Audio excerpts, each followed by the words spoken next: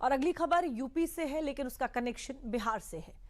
खबर की जड़ में भी बिहार चुनाव ही है। दरअसल बिहार में चुनाव आयोग के एक फैसले पर यूपी में सपा ने कड़ा ऐतराज जाहिर किया है और सपा के ऐतराज के बाद बीजेपी उसकी नीयत पर सवाल खड़े कर रही है।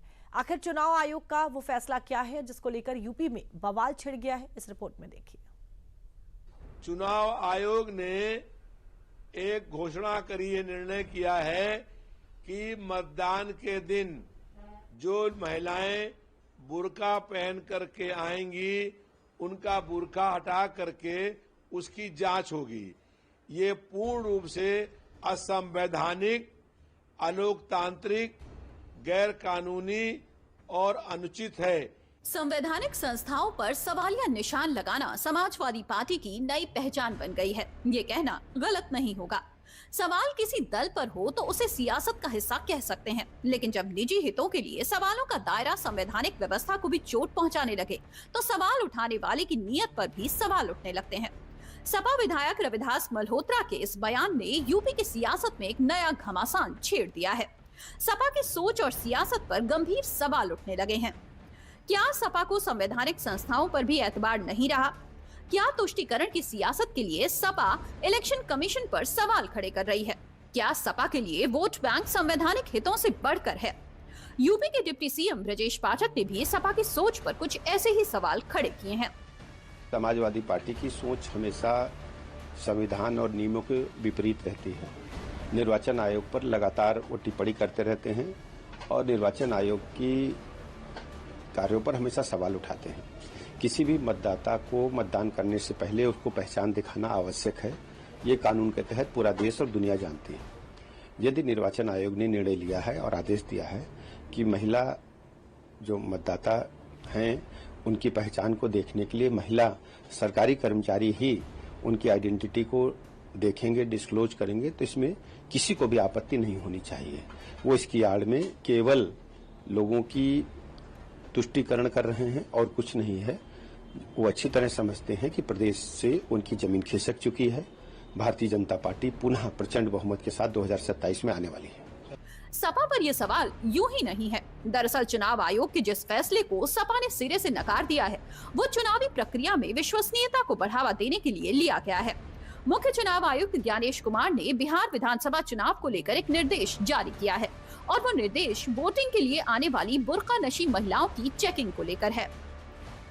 मुख्य चुनाव आयुक्त ज्ञानेश कुमार ने बिहार विधानसभा चुनाव 2025 को लेकर नया निर्देश जारी किया है। निर्देश के अनुसार बुर्का नशी महिला मतदाताओं की पहचान पोलिंग स्टेशन पर आंगनबाड़ी सेविकाओं द्वारा की जाएगी और जांच के बाद ही उन्हें मतदान करने की अनुमति दी जाएगी। सपा ने आदेश को निर्वाचन आयोग की गाइडलाइन के विपरीत बताया है और सपा के प्रदेश अध्यक्ष श्यामलाल पाल ने इस संबंध में केंद्रीय चुनाव आयोग को ज्ञापन देकर आपत्ति जताई है, जिसमें कहा है आयोग का निर्देश एक विशेष समुदाय को निशाना बनाने वाला और अलोकतांत्रिक है। सपा को चुनाव आयोग का ये फैसला रास नहीं आया तो उसने इसके विरोध में चुनाव आयोग को पत्र लिख डाला। सपा ने चुनाव आयोग के फैसले की खिलाफत में ज्ञापन देकर इन निर्देशों को वापस लेने की डिमांड की है और सपा की इसी डिमांड पर बीजेपी ने उसे सियासी रिमांड पर ले लिया है।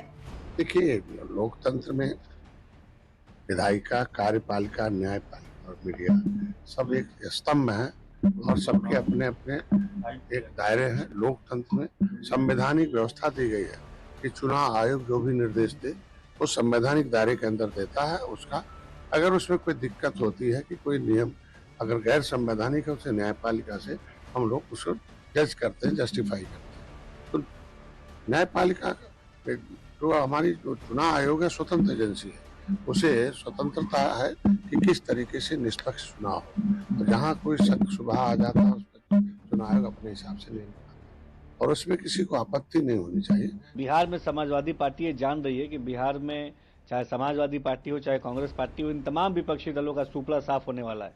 इसीलिए कभी इलेक्शन कमीशन के ऊपर आरोप लगाना, इलेक्शन कमीशन के ऊपर उंगलियां उठाना, प्रशासन के ऊपर उंगलियां उठाना, जनता को गुमराह करना, जनता को मिसलीड करना, यही प्राइमरी एजेंडा तमाम विपक्ष का, सपा का या कांग्रेस का बन चुका है। लेकिन बिहार की सम्मानित जनता ये जानती है कि तमाम बातें जो विपक्ष कर रहा है, समाजवादी पार्टी कर रहा है, कांग्रेस पार्टी कर रही है, ये केवल और केवल जनता को बरगलाने के लिए, जनता को बहकाने के लिए।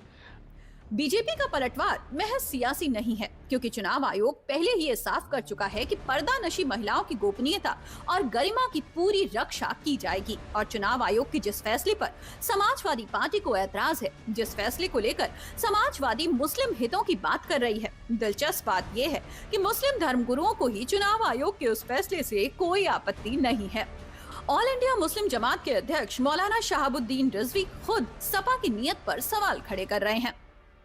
बूथ पर आंगनवाड़ी कार्यकर्ती मौजूद होंगी और अगर कहीं आंगनवाड़ी कार्यकर्ती मौजूद नहीं है तो उसके कायम मुकाम कोई महिला कर्मी नियुक्त किया जाएगा और महिला की शनाख्त महिला करेगी, पुरुष की शनाख्त पुरुष करेगा। तो ये एक सिस्टम अच्छा बनाया है, बेहतर बनाया है, इसका मैं समर्थन करता हूँ। समाजवादी पार्टी तो सिर्फ जो है वो वोट बैंक की बात करती है, उसको मुसलमानों के हितों से कोई मतलब नहीं है। यूपी के साल 2027 में चुनाव हैं, लेकिन समाजवादी पार्टी अभी से अपना एजेंडा सेट करने में लग गई है। लेकिन सपा जिस समुदाय को अपना पक्का वोट बैंक बनाने की कवायद में किसी स्तर की सियासत पर उतारू होने के लिए तैयार है, अब वो समुदाय ही उसके सियासी मंसूबों की पोल खोलने में लग गया है। ऐसे में साल 2027 को लेकर सपा ने जो अरमान पाले हैं, उन अरमानों पर भी पानी फिर सकता है।